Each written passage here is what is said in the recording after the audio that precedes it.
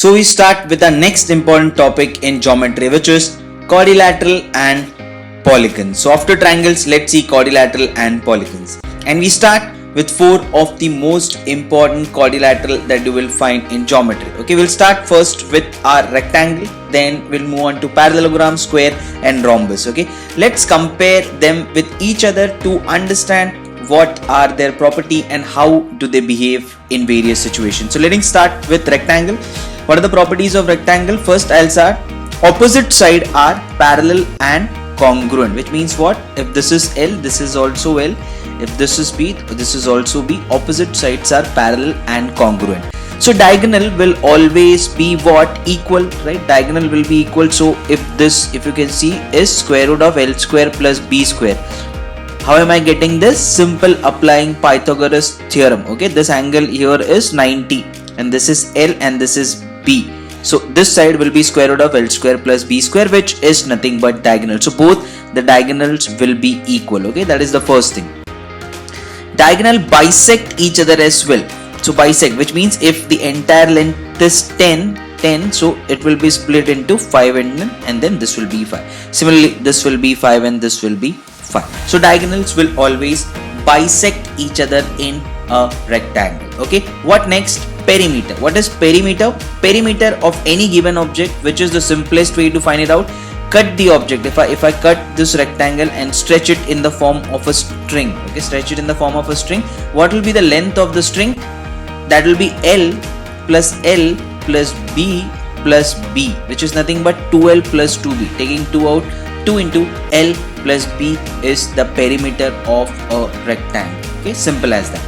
Then what is the area of a rectangle? Area of a rectangle is nothing but length into breadth, which will cover this entire area, as you can see. Okay, if I have to paint this rectangle, what is the area required? Length into breadth. As simple as that.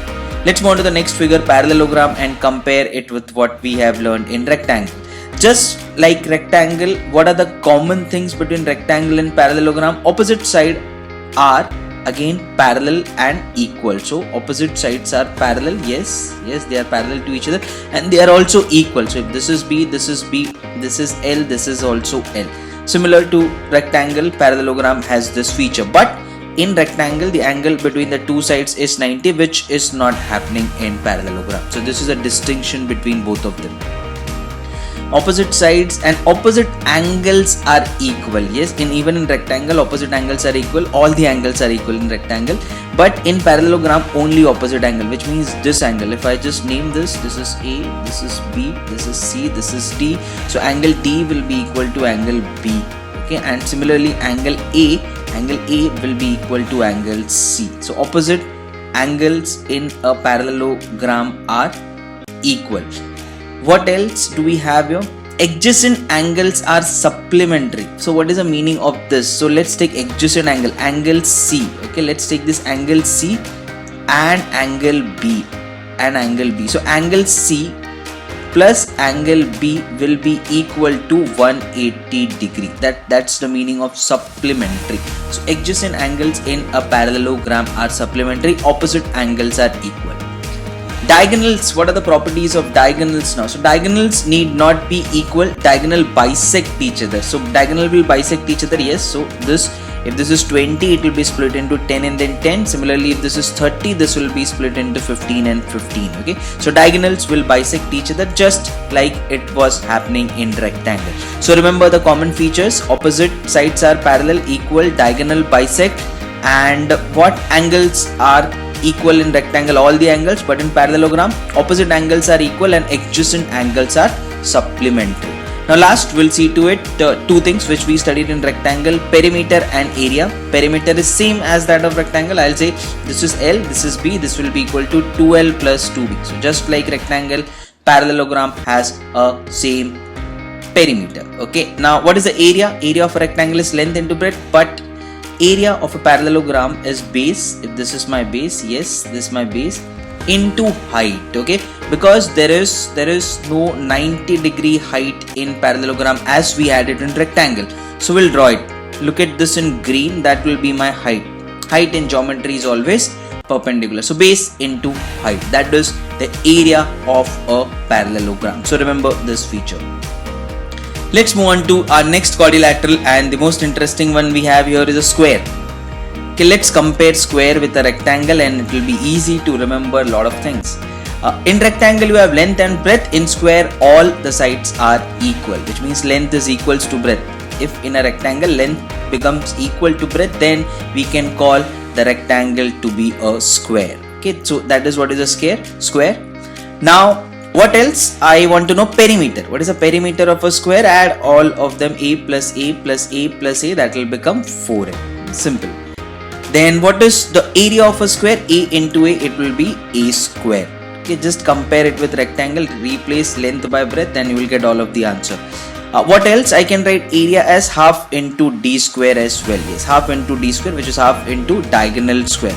And what will happen in a square? Both the diagonals are equal. Just like rectangle, even the square will have both the diagonals are equal.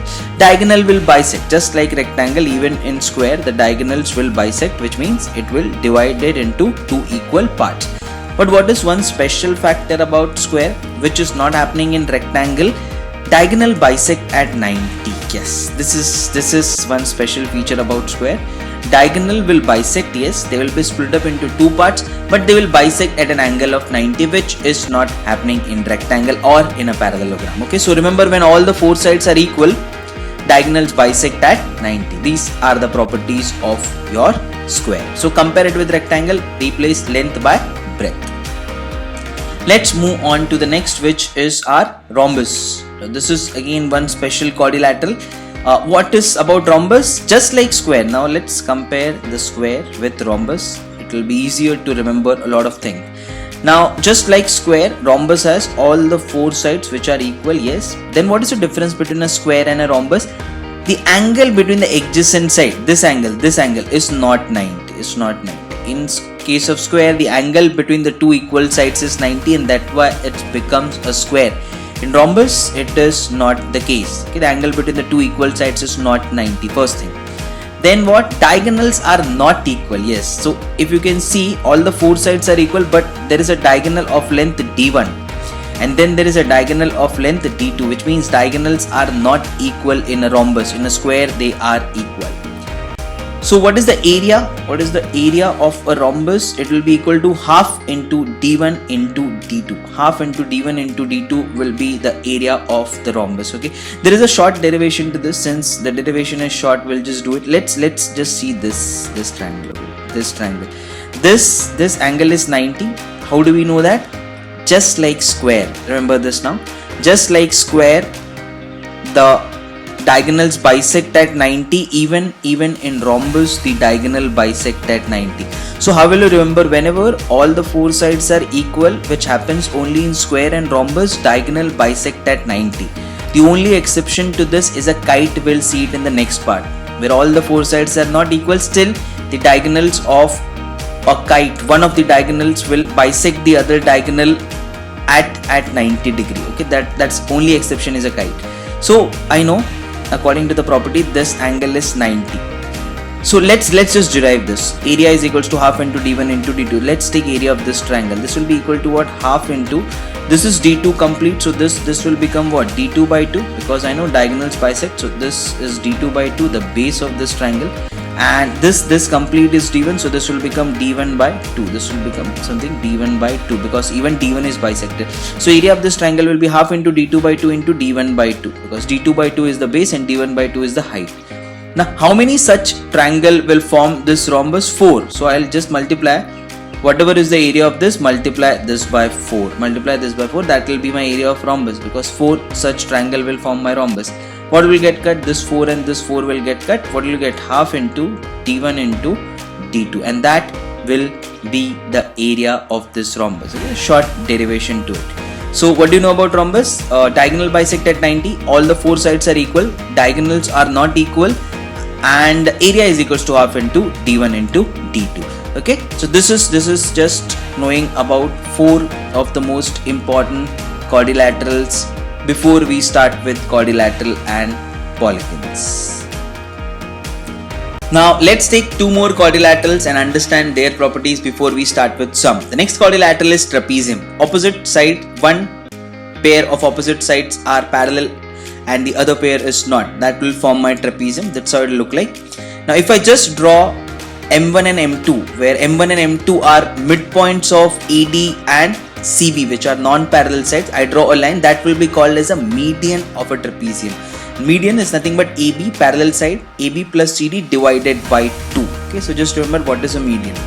If I ask you what is an area of a trapezium, half into sum of the parallel sides into height. So what are the parallel sides? AB plus CD are my parallel sides into height. Height in geometry, first thing that should come into your mind is always the perpendicular. So that will be my height. Half into AB plus CD into height will be the area of this trapezium. But you know what? Half into AB plus CD is nothing but median, right? Half into AB plus CD is median. So you can also write area as median into height. Let's move on to the next quadrilateral and the last of the kit, which is your kite. Okay, what is a kite? It looks like a kite, which means two sides are equal and the other two sides are equal. So two sides are congruent and then the other two sides are congruent, which you can quite evidently see it from this figure. And diagonal, one diagonal bisects the other diagonal at 90. So this is the only exception. I said it. Square and rhombus will bisect at 90, where all the four sides are equal. Kite is an exception. All the four sides are not equal, still the diagonal will bisect at 90, but not both. One diagonal, which means the longer diagonal will bisect the shorter diagonal. If you can see, only one diagonal is divided into two equal parts. So one diagonal bisects the other at 90. Okay, so remember this property about kite. It's quite visually seen from the diagram. Now what is the area of the kite then? What is the area of the kite? Half into product of your diagonals. Half into product of diagonals. This is quite similar to your rhombus, where we write half into product of diagonals. In square the diagonals are equal to d square. So half into AC into BD. That's it with respect to understanding what is your kite.